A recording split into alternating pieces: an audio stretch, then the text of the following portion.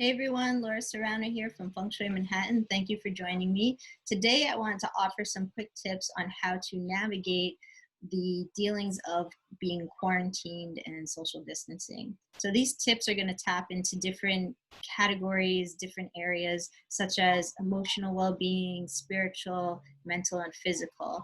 And what I say before we really get into the conversation is whatever you hear, just take it with a grain of salt.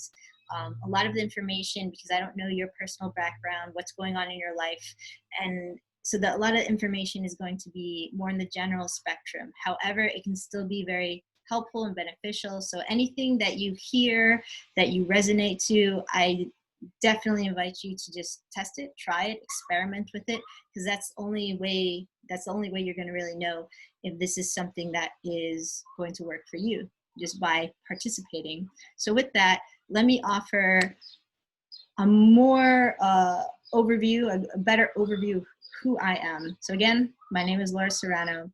My training in Feng Shui started about 23 years ago. Yes, when I was in junior high. My teacher and mentor is this young lady right here, my mother, Carol Provenzal, and her teacher and mentor goes back to what I call the original generations of the westernized Feng Shui practitioners. And so that would include Professor Lin Yun, His High Holiness Grand Master Professor Lin Yun, Pamela Lawrence, R.D. Chin, Denise Lin, and a few other well-known names within that sphere. And from her teachings, from them to her, she ended up passing those teachings on to me. And ever since, for me, I've found these teachings to be really amazing. And it's not just because, oh, I'm a Feng Shui consultant. They have been truly life-changing, but I've also found other healing modalities to complement the teachings of Feng Shui and further enrich them, and what I refer to more as the inner landscape, the inner Feng Shui of oneself. So we'll be tapping into that conversation a bit as well today.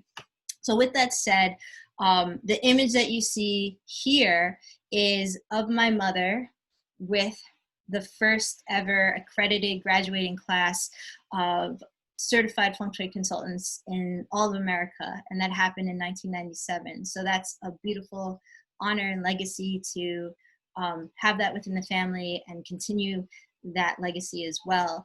And with that, I'm happy to share that the company has grown and expanded. Our roots are based in Long Island, and then of course Manhattan, and now they've branched out to California and really the overall world, because now we're doing more Zoom, more virtual platform teaching and consulting. And when I say we, this is just my language. I feel like my mom is always with me, you know, whether I'm doing consultations or teaching. So don't mind my language when I say we. All right, so let's keep on going. So jumping into this, what is Feng Shui? Common question. There are different ways you can navigate this. I'm just going to give you the modern day perspective right off the bat so we can go through everything. So Feng Shui, from a modern day perspective, is saying that your home becomes a metaphor of your life story.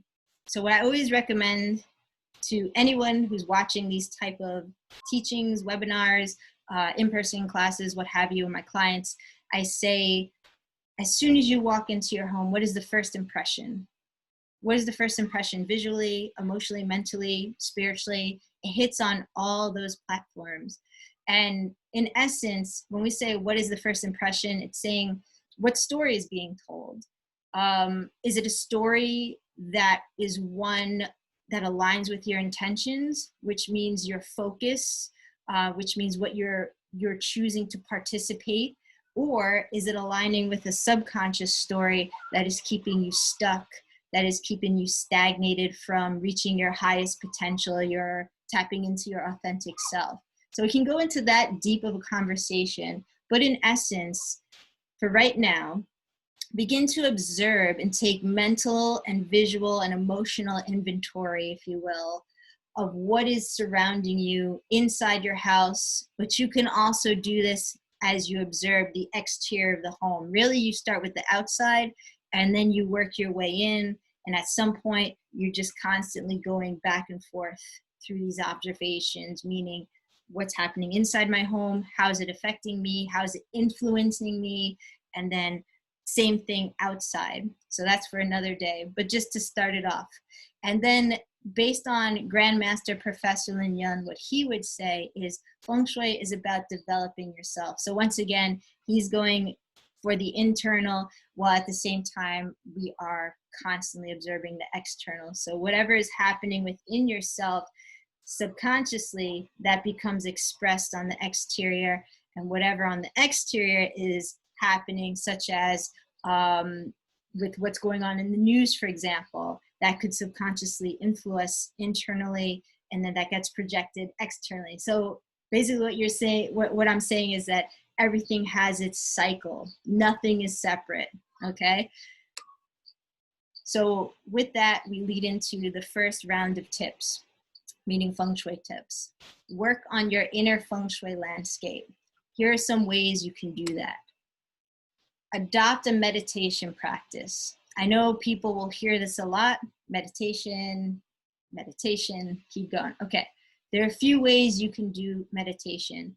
The key or the core concept here is find a method that you personally resonate with and that you can really adopt into your lifestyle and adopt into your routine. This is super important, especially now that all of our routines we have passed.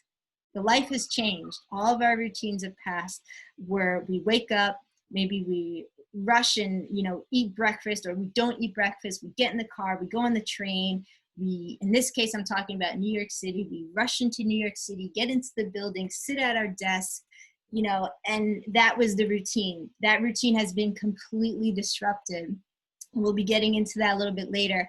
However, what I'm saying right now in terms of self-care and landscaping the internal Feng Shui, if you can adopt a method of meditation, whether it's breathing, guided meditation, sound healing meditation, please do that for yourself.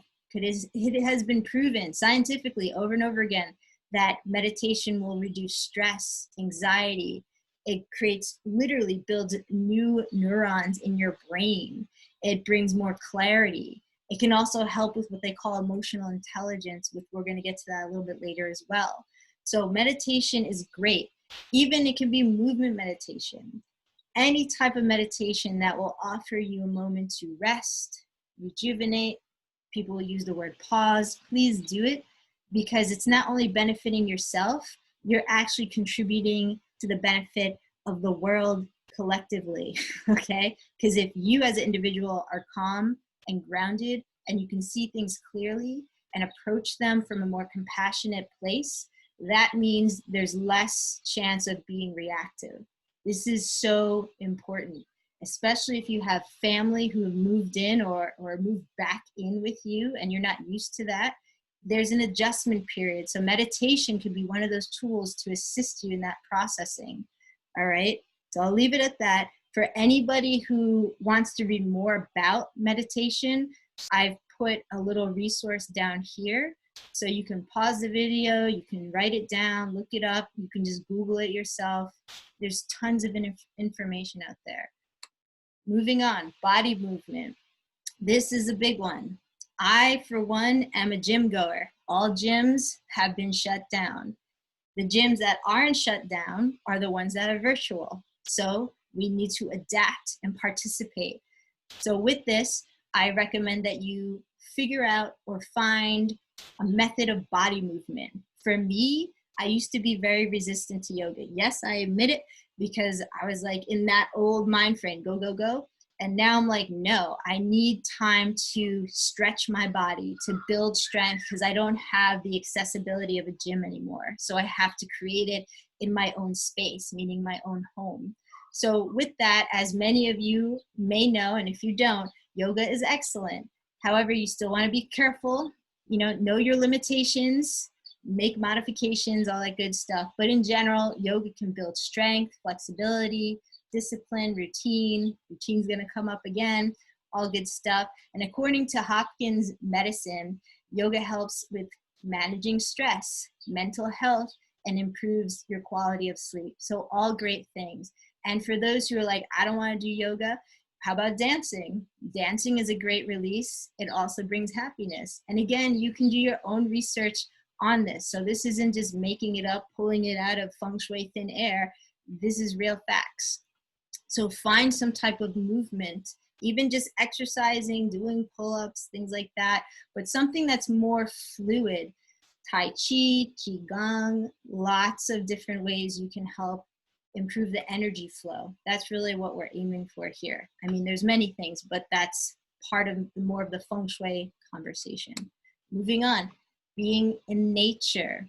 Yes, feng shui, the principles of feng shui have been built on the very observation of nature, form school, the 5 elements, compass direction. And then we also go into the cosmos, meaning flying stars, but that's for another day. So with this, be in nature. This is so important. I know that during the time of social distancing and quarantine, some people may still be very hesitant, totally understandable. However, you can still be in nature, and it's recommended because scientifically you're receiving negative ions, which will help increase levels of mood, the serotonin, make you happy. You're happy, you're more grounded. And again, it's not just for your benefit, it's for others emotionally and mentally. Now, in terms of physical safety, yes, bring your mask. If you need to wear the gloves, wear the gloves. You know, follow the protocols and the recommended 6 feet or more away from people. So that's why I say safely go for a hike, a walk, a jog, a swim, you know, whatever is allowed, follow the rules, the law, the protocol. We get that. But being in nature, it's scientifically proven that these negative ions will be of great benefit to you.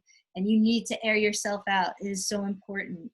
One of the things that I've adopted, because again, my gym is closed, so I can't go there. That used to be part of my old routine, is now I pretty much almost every day, sometimes I can't do it, so I'll go every other day or every 2 days, give or take. I do a walk, and I make sure I get in at least 10,000 steps. And at first it's a little, I don't know, but now for me, it's almost like it's paralleling that concept of meditation at the same time. So again, body movement, meditation, being in nature, they're all folding into one another. So again, find what works for you, but this is very important. And if you can't be in nature, perhaps you adopt imagery, or you can bring in actual plants into your home. Plants are considered life force energy. So not to go too much on that, but again, if you can, please go into the nature. All good stuff there. Adopt a routine. I've been talking about and using the word routine for a while here. This is, once again, our routine has been broken. It's changed. Life, the lifestyle that we once knew is no longer here. We need to recognize that, accept it, grieve it, even if you will, going to the deeper concepts of this, and let it go, and now adapt. So the way to help you begin to adapt, as you're also processing these other emotions and mental mindsets, if you will, is create a new routine. So I'll give you an example just based off of my own experience so far. Once quarantine hit, everything stopped, literally. And it took me a minute to really begin to process. I said, okay, I have to understand what's going on here. You know, the way that business is done has changed. The way that we socialize with people has changed, whether it's colleagues, family, friends, what have you. Everything's different. So my first change in routine began with resting. And then it shifted over into, again, accepting, okay, everything is different now. And then I said, you know what, I need to build up more energy. So the first thing that I began to adapt or adopt, both, if you will, into my new lifestyle, my new routine, was waking up in the morning and doing yoga.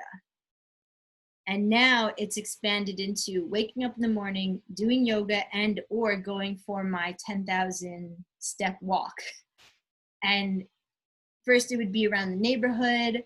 And then as things were lifted, meaning, quarantine, social distancing to certain degrees, I said, oh, maybe I'll go to the beach, be safe again, try new environments, things like that. And then I said, okay, I need to also find a place where I'm going to work.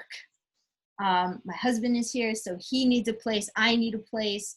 And so all these new routines just started to naturally, organically form from what was a necessity. And that's what a routine does. It gives you focus, if you will. You can even say it gives you a purpose to wake up in the morning.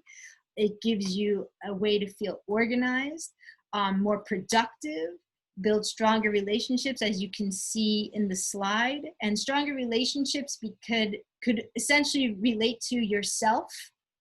Okay, even the routine of making the bed in the morning. My husband loves to make the bed, which is great. So you get up, we've accomplished something already. And then as we're getting ready for bed, in the evening time, it's all made, it's presented, it feels good, it looks good. And it's easy to transition from the routine of work, awake, conscious, to now we rest, rejuvenate, relax. So if you haven't established a routine yet, this is something you can do, and it can start in small stages too, okay? Even the routine and making more structure, because that's really what it is. A lot of times clients and just friends and family be like, I feel like I'm all over the place. I don't know what day it is, what time it is. Okay, so let's create structure. This is also going into the concepts of yin yang, or different cycles or rhythms of nature and life and things like that. And so there's a bit of chaos, but within that chaos, there's also structure.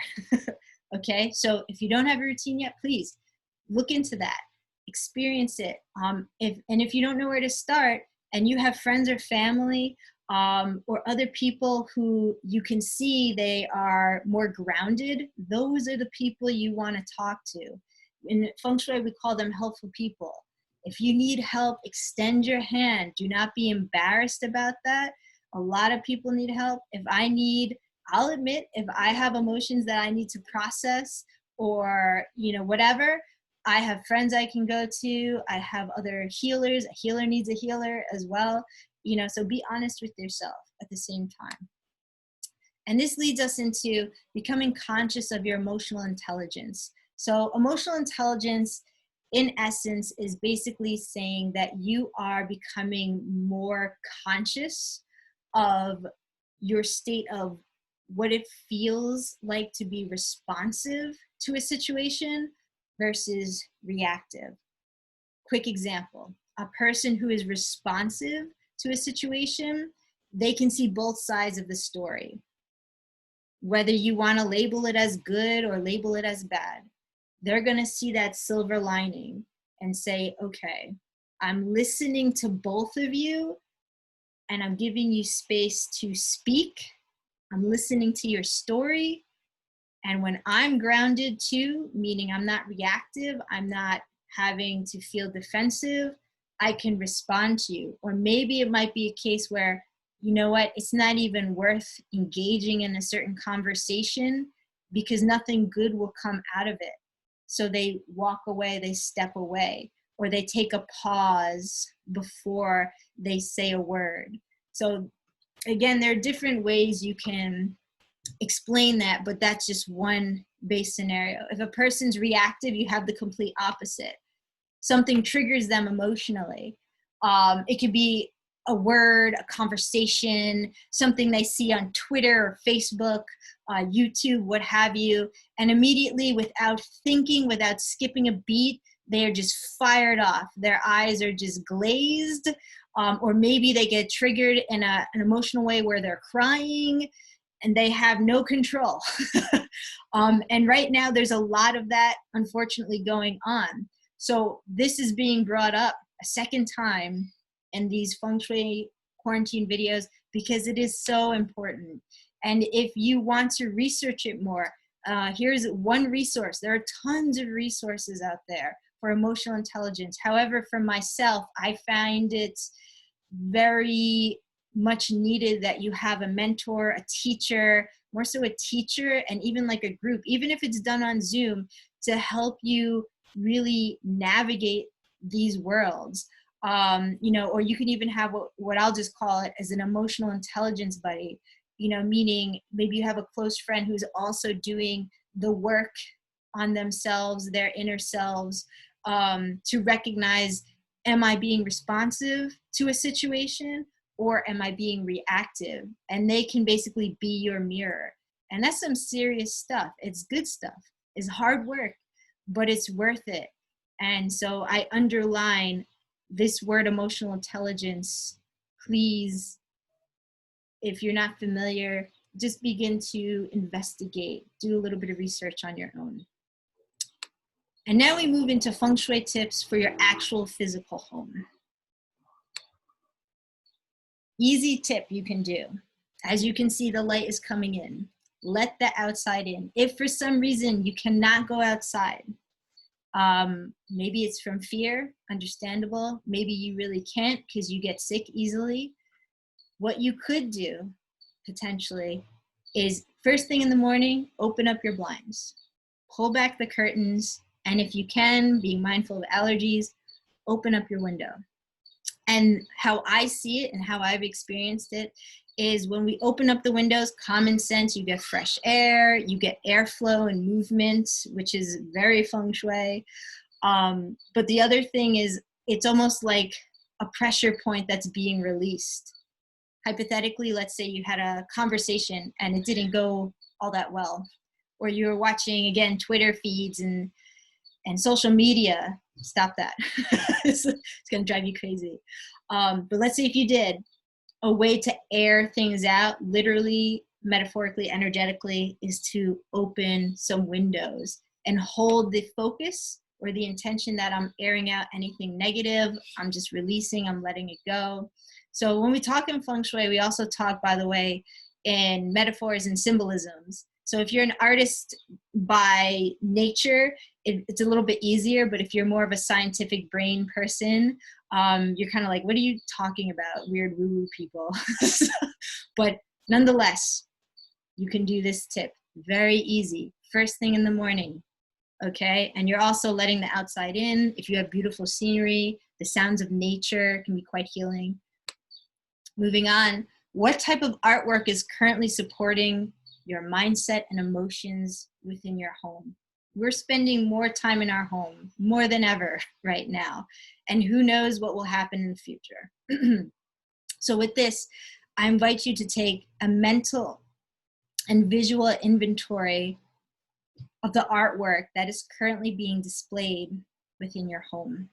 Is it supportive? Is it draining? Does it do anything for you? So I'm asking these questions because the imagery that you have in your home can be very powerful. Again, if you're an artist, you're probably already very sensitive to this type of energy. And if you're not, you might be a little bit on autopilot, like whatever, this artwork, for example, is from Picasso, and he created it during his blue period. During his blue period, he was depressed. So I don't think we want that type of imagery penetrating or pulsating into the frequency of our home and to our auric bodies. So especially in times like now, where the energy outside of your home collectively is very tense, you want to take that extra step to look at all the details. Leave no stone unturned, essentially. So if you have paintings, pay attention to the emotional content and the subject matter of the painting. In general, ask yourself, as I just mentioned, is this supportive to the energy that I want to cultivate in my home for myself, for the business that I'm running from the home, if that's the case, for my family, even for your pets? It doesn't matter, okay? So what about family photos? I know not everyone will always get along with their family, but if you do, that's a great energy to have surrounding you, to support you. Because again, with quarantine, we might not be able to spend so much time with family members as we did in the past, or gather, obviously, in the ways we used to. So for me, you know, I have deceased family member, as most of us do, but when I see these images of my deceased family, I don't get sad. And that's another thing. That's a whole other topic. But any imagery, whether it's family photos, paintings, make sure that when you see them, your response is something in that positive spectrum. But if you see them and that response becomes a reactive trigger of, oh, that annoys me, I don't like it, or I don't like that person in the photo, now you're going completely in the other direction, and that's not supportive. So this is the easiest way to how we can translate registering, sensing, reading energy in a very tangible conversation. So for now, whatever items you have in the house, and artwork doesn't have to be 2D art on the wall. It could be tapestry, it could be sculptures. You can even go as far as saying, what is, you know, what type of books do I have on the bookshelf? All right. So really pay attention to that. I've already mentioned this, but it's good to reiterate. Create space for yourself. So again, people that maybe didn't used to live in your home are now living there. And so not only are objects shifting the energy, or colors, or different elements, the combination of them, metal, earth, wood, fire, water, the representation of those guys, other people's energies can come into a space, into your energy field, into the energy field of the land and the home, and start to create entanglement and interference. Sometimes that entanglement can be good, and sometimes not. So if you know that you're living with multiple people now, you have to carve out, you have to establish an area within your home that is just for you, if you're able to. Again, everyone's situation is unique and different, so we're just going off a hypothetical conversation right now. But if you can do that, it will give you a place to breathe and pause. And if you can't do that, if you're able to go outside safely, that can be that zone as well. So different possibilities and ideas here. And this isn't just for personal space, also for workspace. So the two go hand in hand. And then we get to the final tip for this video, which is consider doing your own space clearing blessing. A space clearing quickly, what is that? A lot of times people think space clearing is decluttering and removing things physically. And to a certain degree, yes, you could say that. But the type of space clearing that I'm referring to, and many Feng Shui consultants are referring to, is going into that emotional, mental, and spiritual aspect of space clearing, meaning we're pulling back the veil between physical plane and spiritual plane, because especially now it's very thin, but also energetic planes. And so a space clearing essentially is using particular tools. It could even be prayer, if you will. It could be holy water. It could be sage, white sage, or sound healing, all different types of tools. But however, its main purpose is to clear away any negative, built up or pent up emotions, energy, imprints, things like that. And space clearing is primarily in this particular conversation for the house, but you can also do land blessings and clearings. For right now, we're just talking about the house. Now, a blessing will be what you invoke in. So those blessings will be focused on the type of intentions that you've set. So here we go. We have, just to really sum it up, because this is important, there's an exchange going on. Space clear is to remove. Blessing is to invoke in and fill in. Whatever you clear out, it becomes empty, but you must fill it back in, okay? And in Feng Shui, we fill it in with whatever your intentions are. So if I'm working with a client, I ask, what are your intentions to bring into your life? The clearing already knows what it's going to be cleared out, but you need to direct what's being brought back in. Now, methods of feng shui, or rather space clearings, my apologies, can vary. For right now, we're just focusing on two commonly referenced approaches. You have white sage, which I have here. The white sage you can get at various stores like Etsy.com, where else? Maybe like a local alternative healing shop, you know, so you can search around, ask friends and family and things like that.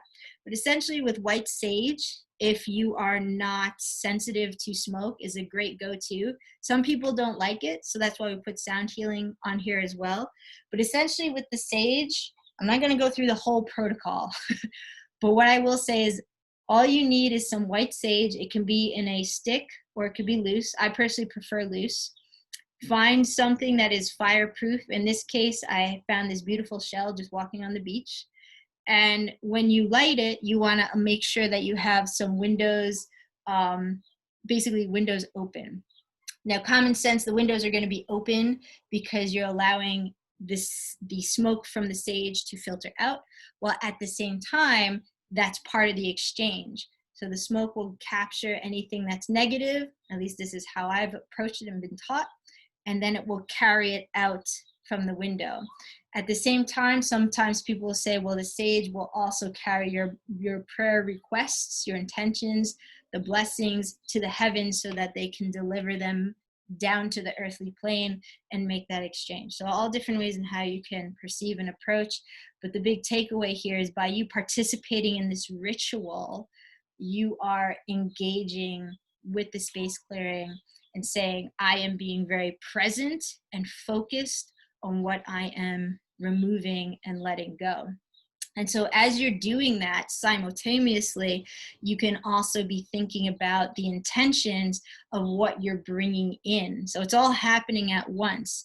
The way in Feng Shui, with BTB Feng Shui, how we do it is we'll focus on a prayer, a mantra. So typically we'll say the 6 true words, which is Om Mani Padme Hum, and you'll just keep repeating that as you basically sage or smudge the entire house. You start at the front door, have some windows open, walk the space. Typical times that are recommended that you do this type of approach of space clearing could be between 9 a.m. And you want to be done by 2 p.m. the latest. The reason for that, when you look at the movement of the sun, the alchemy of the sun, it's believed that the strongest blessings will come when the sun is at the highest point in the sky. So again, different theories, different approaches, but if you would like to follow that protocol, by all means do it. And the intention will hold the space for you. So I'll keep it at that. There's more to it, but since you're only space clearing your house, only do your own house. Don't do other people's houses, okay? This is just for you. The energy will be there to support you. So all is well. If you do not want to do the sage, what you can do, and FYI, just in case we have some newbies out there, you'll need a lighter as well. You light the sage, it will smoke up and do its thing. All right, moving on. We're almost there. You can use instruments. One of my personal favorite go-tos for sound healing, especially when it comes to my own home or clients' homes, is the singing bowl. So I'll just quickly.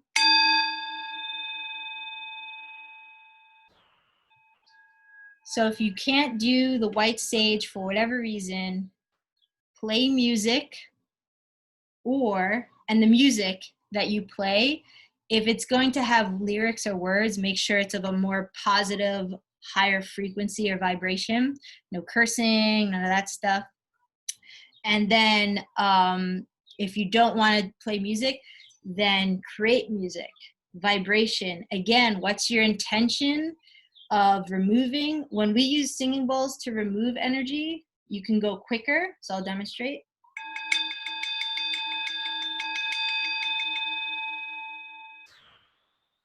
So when you go quicker, how I was taught is it's breaking up the energy because the beat is much faster. And then when we are done space clearing and breaking up the energy to be released, you can do a more soft or solid ring. So for those of you who are well versed in the movement of going around the singing bowl to make a solid sound,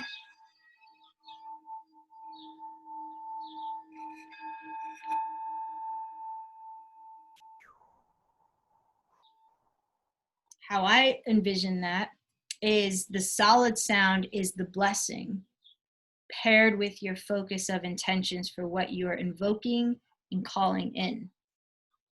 So same thing, do it during the day between 9 a.m. You can be done by 2 p.m. latest. And also very important, if you're going to do space clear, again, do it only to your own space, your own home, your own environment. And also make sure you're in a good mood. I know that sounds crazy, but it's true. When we're doing space clearing or any type of energy work, even consulting, when our consultants are out there in the field working with clients, whether it's virtual or in person, if we're not in a good mood, that energy gets amplified because we're becoming a channel. And it's the same thing for you guys. If you're doing a space clearing within your own home environment, you're becoming a channel, and that channel will either be clear, and when it's clear, that means you're grounded, you're in a good mood, you know, keeping it very simple right now. And if you're not, that energy gets amplified too. So do it when you're peaceful, when there's not a lot of distraction, things like that. Focus on your intentions of what you're bringing in and take it from there. So with that, we're done for now. I hope you guys enjoyed these tips, and that's pretty much it. So if you'd like to be in touch, my website is fengshuimanhattan.com. All the social media links are there. I update my blog with tips at least 2 times a week, so you get fresh tips every week. You can connect with us on Facebook, and that's pretty much it. So I wish you guys all a lot of peace and happiness, and of course safety. And my ending message for everyone is just have compassion and patience with what's going on. And yeah, that's it. Okay. Love you guys. Catch you later. Bye-bye.